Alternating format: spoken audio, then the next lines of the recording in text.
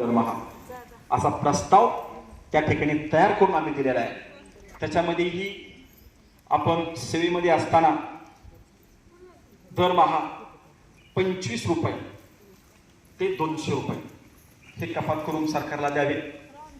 सरकारने त्याच्यामध्ये दुप्पट सरकारची रक्कम त्याच्यामध्ये जमा करावी आणि ही सगळी रक्कम कार्यकर्त्याच्या नावावर LIC कडे ठेवावी आणि LIC कडून दर महिन्याला रिटायर झालं की तुमच्या अकाउंटला पैसे येणार, अशा पद्धतीची पेन्शन स्कीम ती तयार झालेली आहे। परंतु आणखीन त्याला मंत्रिमंडळाची मंजुरी मिळाली नाही। अर्थखात्याकडे ती फाईल प्रलंबित आहे। परंतु भगिनीनो, हे कुणासाठी आहे? 60 वर्ष वयाच्या अलीकडच्या कार्यकर्ते मदतनीसांसाठी। 60च्या पुढच्यानी काय करावं? त्यांना पेन्शन नको का द्यायची? द्यायला पाहिजे। त्या खऱ्या पेन्शनच्या हकदार आहेत 60च्या पुढच्या, आणि सरकारनं त्यांना नाकारलं होतं। परंतु आम्ही सरकारला भांडून, सरकारला पटवून देऊन त्यांना सांगितलं, तुम्हाला ज्यावेळेस अंगणवाडीमध्ये कार्यकर्ती मदतनीस म्हणून कामाला महिला मिळत नव्हती त्यावेळेस ह्यांनीच काम केलंय। यांनी कुपोषण निर्मूलनाचा ध्यास घेतलाय, यांनी ह्या योजनेला बळ दिलेलं आहे। आणि जे खरे शिल्पकार आहेत त्यांना तुम्ही पेन्शन नाही म्हणताय, हे त्यांच्यावर अन्याय करणारी बाब आहे, त्यांना तुम्ही पेन्शन दिली पाहिजे। हे आम्ही लावून धरल्यानंतर शेवटी एक तडजोड झाली। त्यांना पेन्शन द्यायचं, पेन्शन म्हणजे दरमहा नाही, एकदाच रक्कम द्यायचं ठरलं। ती बी 3-4 लाख रुपये त्यांना एकदाच मिळतील, परंतु त्यांनी मात्र मानधनातून दरमहा पैसे कापून द्यायचे नाहीत, असं त्या ठिकाणी आम्ही सरकारला पटवून दिलं। त्याच्यावर तो प्रस्ताव तयार झालेला आहे। असे 3-4 प्रस्ताव त्या ठिकाणी तयार झालेले आहेत, परंतु त्याचं GR मध्ये रूपांतर झालेलं नाही। आणि GR मध्ये रूपांतर करण्यासाठी आपल्याला अधिक संघर्ष करावा लागणार आहे। धैर्य हरी पलंगावरी हे होणार नाही, कारण याच्यासाठी सरकारला बरेच पैसे, मोठी रक्कम त्याची तरतूद करावी लागणार आहे। आणि एकदा का पेन्शन ही मिळायला सुरू झाली की पुन्हा काही अडचण निर्माण होणार नाही। परंतु भगिनीनो, पेन्शन शब्दाला सरकारचा विरोध आहे। सरकार म्हणतोय आम्ही शासकीय कर्मचाऱ्याचे पेन्शन बंद करू लागलो आणि तुम्ही अंगणवाडी सेविका मदतनीसांना पेन्शन मागत आहोत। आम्ही पेन्शन देणार नाही, तुम्हाला पेन्शन दिली तर शासकीय कर्मचारी जागे होतील, सगळ्यालाच आम्हाला पेन्शन द्यावी लागेल आणि तेवढी आमच्या तिजोरीमध्ये पैसे नाहीत, ही सरकारची भूमिका आहे। म्हणून आम्ही पेन्शन शब्द काढून टाकला। शेवटी रिटायर झाल्यानंतर उदरनिर्वाह भागवण्यासाठी कार्यकर्ती मदतनीसांच्या हातामध्ये सरकारनं पैसे दिले पाहिजे। मग ते पैसे देताना तुम्ही पेन्शन म्हणा किंवा आणखी काही म्हणा, काय फरक पडते का? आपल्याला पैसे मिळण्याशी मतलब आहे। म्हणून आम्ही सुद्धा तो पेन्शन शब्द काढून टाकला आणि त्याला निर्वाह भत्ता हा शब्द त्या ठिकाणी आम्ही वापरलेला आहे। आणि तो निर्वाह भत्ता निश्चितपणे पुढच्या कालावधीमध्ये मिळवण्यासाठी आपल्याला सतत लढावं लागेल। कुठून सरकार हे लागू करते आत्ताच सांगता येणार नाही, पण आमची मागणी आहे 2015 पासून द्या। आता त्या ठिकाणी सरकार GR कसा करते याच्यावर सगळ्या ह्या गोष्टी अवलंबून आहे। राहिला प्रश्न ग्रॅच्युटीचा, विकसित केलेली आहे आणि या SNA स्पर्श प्रणालीमध्ये महाराष्ट्रातील 2,10,000 अंगणवाडी सेविका मदतनीसांचे खाते ट्रान्सफर करायचं काम चालू आहे, कन्व्हर्ट करायचं काम चालू आहे। हे मुंबई स्तरावर चालू आहे। परंतु याच्यामध्ये एक अडचण आहे। ती अडचण कोणती? सगळ्या कार्यकर्ती मदतनीसांचं खातं हे राष्ट्रीयकृत बँकेमध्ये असलं पाहिजे। राष्ट्रीयकृत बँक म्हणजे ती बँक पूर्ण देशामध्ये असली पाहिजे। त्याच्यामध्ये कोणत्या बँका येतात?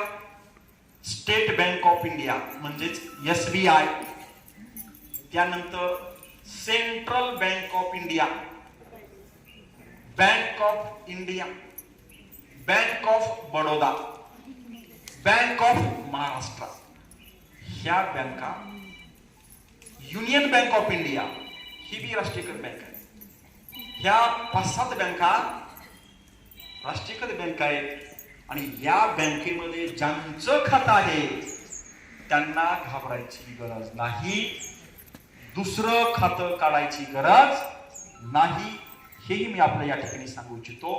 फक्त ज्यांचं डीसीसी बँकेमध्ये खातं आहे, ज्यांचं महाराष्ट्र ग्रामीण बँकेमध्ये खातं आहे, ज्यांचं खाजगी बँकेमध्ये खातं आहे, या बँकेत ज्यांचं खातं आहे त्यांना मी सांगू इच्छितो, तुम्ही आता मी जी काही बँका सांगितल्या, आता राष्ट्रीयकृत बँकेचे नावं घेतले, त्या बँकेमध्ये तुमचं खातं काढून घ्या आणि त्याची माहिती तुमच्या ऑफिसला द्या.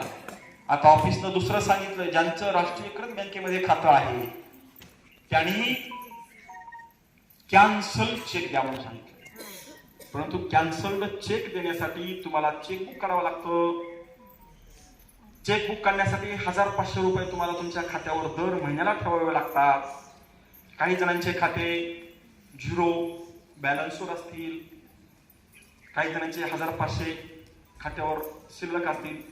दर महिन्याला 1500 शिल्लक ठेवावं लागतात चेकबुक काढलं तर.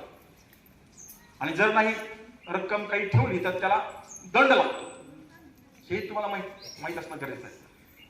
आणि म्हणून कॅन्सल चेक देण्याऐवजी त्याला दुसरीही पद्धत आहे. तुम्ही तुमच्या बँकेच्या पासबुकाचं पहिलं पान, ज्याच्यावर बँकेचा पूर्ण पत्ता आहे, तुमचा पूर्ण पत्ता आहे, त्याच्यावर तुमचं अकाउंट नंबर आहे, त्याच्यावर तुमचा पत्ता आहे, बँकेचा नाव आहे, ह्याच्यातलं जे पहिलं पान आहे ते स्पष्ट ओळखायला पाहिजे. आणि मग त्याची झेरॉक्स कॉपी जरी तुम्ही दिली तरी कॅन्सल्ड चेक द्यायची गरज नाही. हे पूर्ण सगळं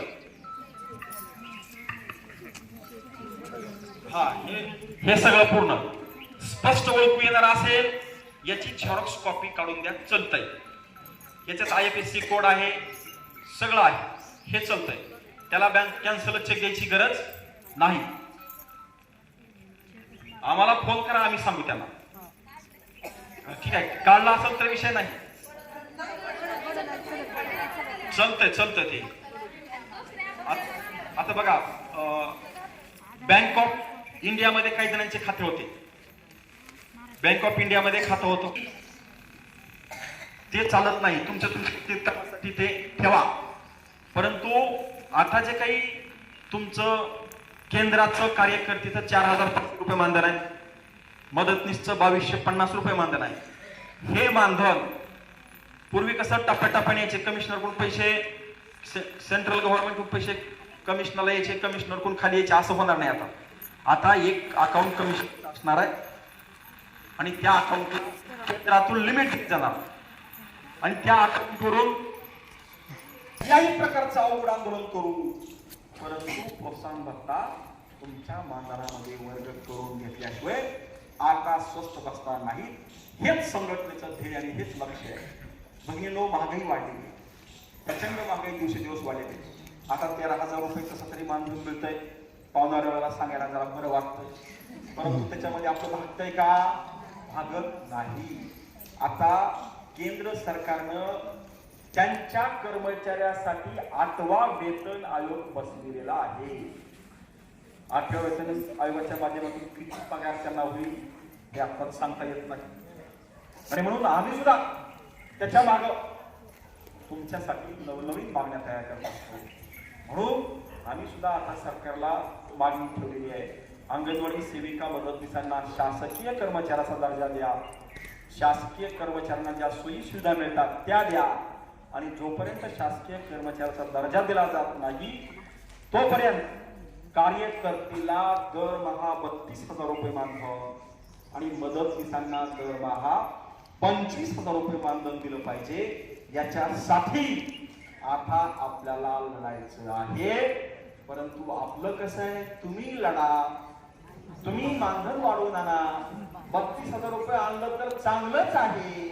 पहिल्यांदा मी घरी बसलेली बँकेत जाऊन पगार उचलते असं म्हणून चालणार नाही. म्हणून ज्या तरुण कार्यकर्ते आहेत त्या तरुण कार्यकर्त्यांनी मदतनीसांनी उद्याच्या 10 मार्चच्या मोर्चामध्ये दिसलं पाहिजे. तरच वाढलेलं मानधन त्यांना पचव, नाहीतर सुपरवायझर दररोज अंगणवाडीत येऊन बसेल आणि तुम्हाला त्रास देईल. म्हणून ज्या तरुण कार्यकर्त्या मदतीस आहे त्यांनी निश्चितपणे खंबीर होणं गरजेचं आहे. त्यांना अनुभव नाही मान्य आहे. अनुभव घेण्यासाठी तुम्ही बाहेर पडा. तुम्ही जुन्या कार्यकर्त्याचा सल्ला घ्या.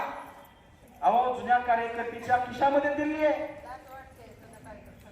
अजिबात मतभेद बाळगू नका, कारण वरिष्ठांच्या मार्गदर्शन ही कनिष्ठांना पाहिजेच. आणि म्हणून जुन्या कार्यकर्ती मदतीसांना तुम्ही विचारा. त्यांच्या अनुभवाची शिदोरी त्यांच्याकडे आहे. त्या शिदोरीचा फायदा तुम्ही घ्या. हे तुमचं कर्तव्य आहे. तर तुम्हाला पुढचे दिवस आणखी चांगले जातील. आणि म्हणून हे सगळं पुढच्या कालावधीमध्ये आपल्याला करायचं आहे. निश्चितपणे हे सगळं करण्यासाठी